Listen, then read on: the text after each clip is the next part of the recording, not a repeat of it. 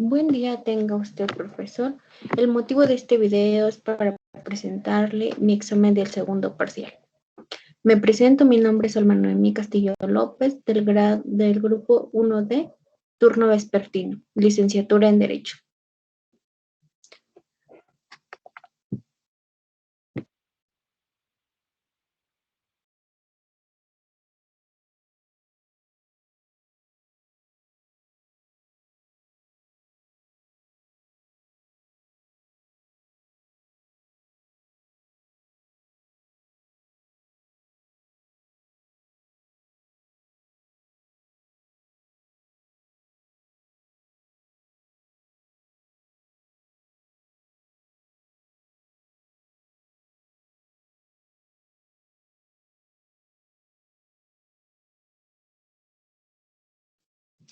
Ahora bien, a continuación le mostraré una presentación en PowerPoint de eso hablándoles mi exposición. Unidad 4, la problemática contemporánea de la filosofía del derecho. 4.1. Relacionar a la humanidad como uno de los conceptos sociales, así como el concepto político y económico como fundamentales para el derecho. Ahora bien, les hablaré sobre el delito de la lesa humanidad.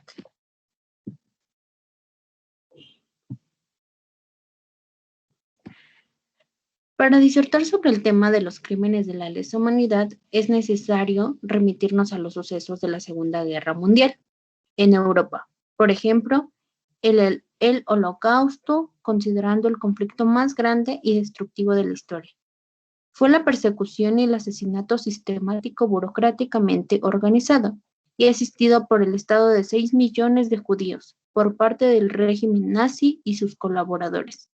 El objetivo nazi tuvo como resultado la persecución y asesinato de judíos y muchos más. Se dice que asesinaron a 2 de cada 3 judíos europeos para cumplir con la decisión política de acabar con estos judíos en Europa. El Holocausto también atacó a otros grupos por su inferioridad radical y biológica. Personas discapacitadas y algunos negros también por razones políticas, ideológicas y conductuales. Por ejemplo, los comunistas, los socialistas, los testigos de Jehová, los homosexuales.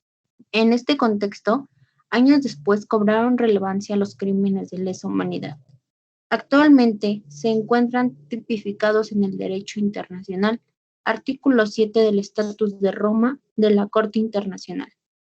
El crimen de la lesa humanidad se entiende como un ataque generalizado o sistemático contra una sociedad o un conocimiento de dicho ataque.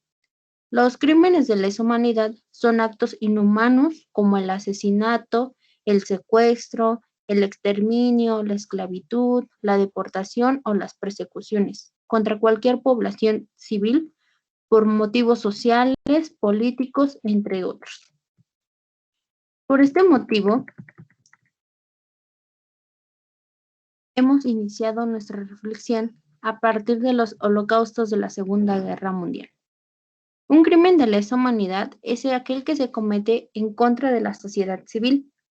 El sentido de lesa humanidad apunta a subrayar la gravedad de un crimen, revelando que no se atenta contra un individuo, sino contra la especie humana. Otro ejemplo es el caso de la Colombia, donde se cometieron crímenes de lesa humanidad. Debido a la guerra, hubieron víctimas que se desplazaron a pesar de ser discapacitados. Hubo secuestros y al final asesinatos. El conflicto armado interno de Colombia tuvo víctimas y miles de muertos, lisiados, secuestrados, desplazados, desaparecidos, y además víctimas de distintas formas de violencia por los distintos actores violentos del conflicto. En 2018, el conflicto armado colombiano ha dejado a 8.708.664 víctimas, según el Registro Único de Víctimas, de las cuales una cuarta parte son niños. Pues en el delito de lesa humanidad podemos concluir diciendo que el uso del poder entre los países con predominio económico deben de minimizar en nombre de la humanidad su ambición de expansión económica y evitar más guerras para poner un alto a los crímenes de la lesa humanidad. Estos afectan a aparejar la violencia de las costumbres internacionales, así como tratados internacionales, cuando estos codifican o amplían normas consecutarias o han contribuido a su formación. Atentan contra valores comunes para la comunidad internacional en su conjunto, la paz y seguridad internacional. Conmocionan la conciencia de la humanidad, existe un interés universal para sancionarlo e incluso existe una joven obligación de carácter general que constriñe a los estados juzgar o extraditar a los responsables de dichos crímenes. Si el responsable de estos crímenes a la hora de cometerlos actuó con un cargo oficial, no puede gozar de la inmunidad reconocida por el derecho interno, pero principalmente por el internacional, a menos que siga gozando de dicha humanidad, en atención a que continúe estando en funciones.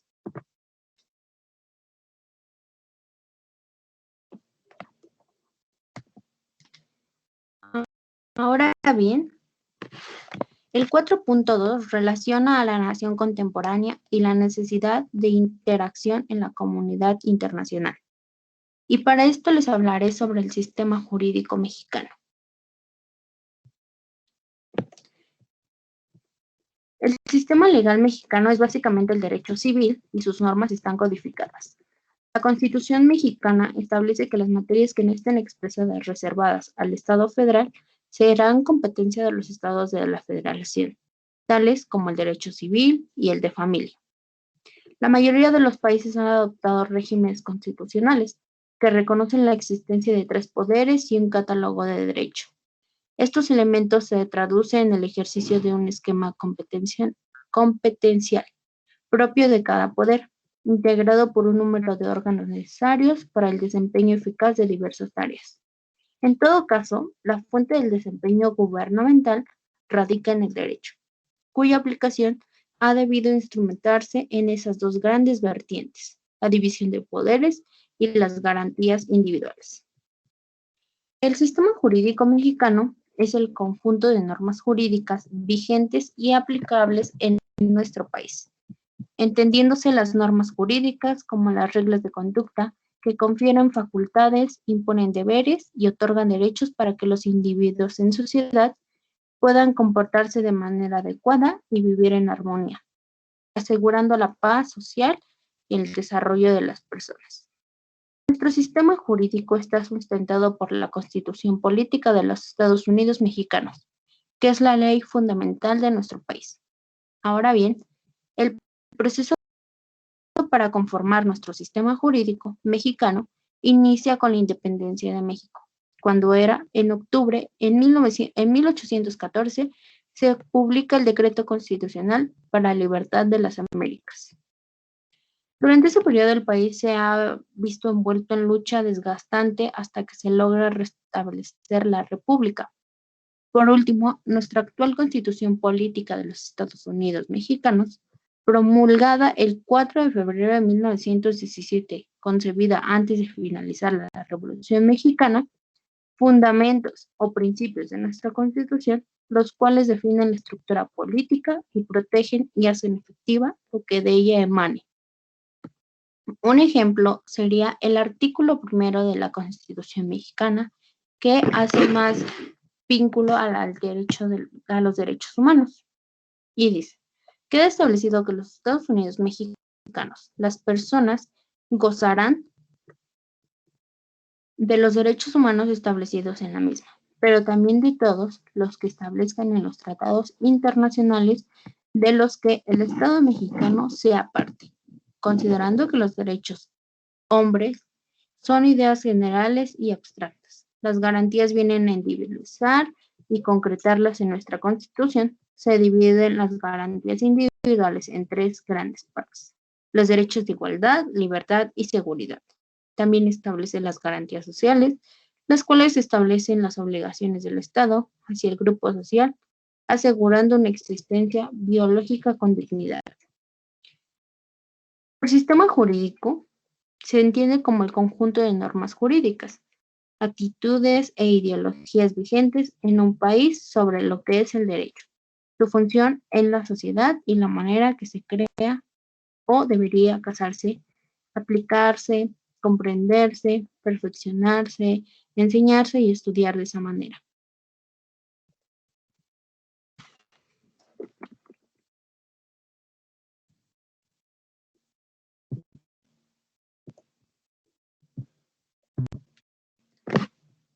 Y por último, el tema 4.3, analizar las revoluciones como cambio de la visión del mundo.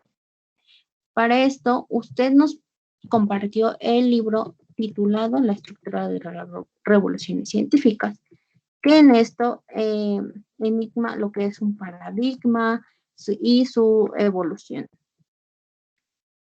Cuando declina un paradigma es sustituido por un nuevo paradigma, ideado como una constitución científica universal reconocida, que en un periodo de tiempo volverá a promover de modelos de problemas o soluciones de la comunidad científica. En este orden de ideas y a manera de ejemplo, imaginemos una espiral con sus curvas planas que dan vueltas alrededor de un punto y que con cada una de estas vueltas se aleja más y más de un punto de su punto inicial.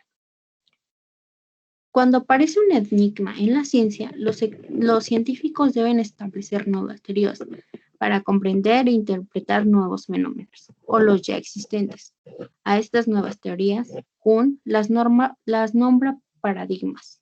Un paradigma es una nueva teoría que da comprensión e interpretación a todo aquello que en un inicio fue misterio, algo extraño e inexplicable para la comunidad científica.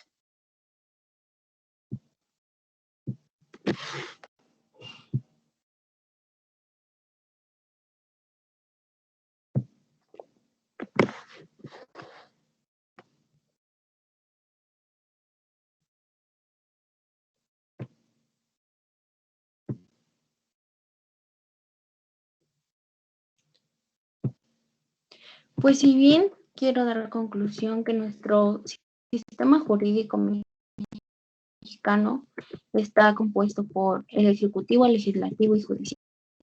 En este cada uno tiene Cámara de Diputados, el presidente, y con estos normas también las personas o la sociedad es su estudio o su objetivo. El delito de la lesa humanidad, yo quisiera que en algún momento o en algún tiempo se castigue como con todo el peso de la ley.